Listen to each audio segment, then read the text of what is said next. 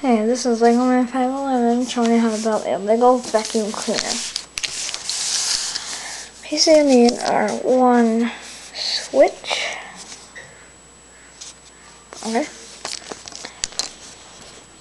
two 1x2 thick bricks, one 1x2 vented brick like that, the vents, one altogether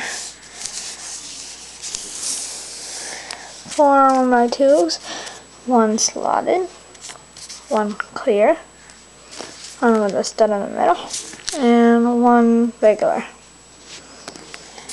And then you need this weird 4x2 piece. Looks funny, okay?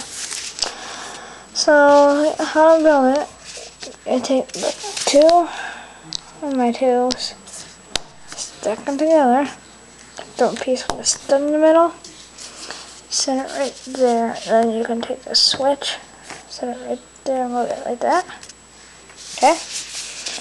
And you attach it to this weird piece, so it looks like that.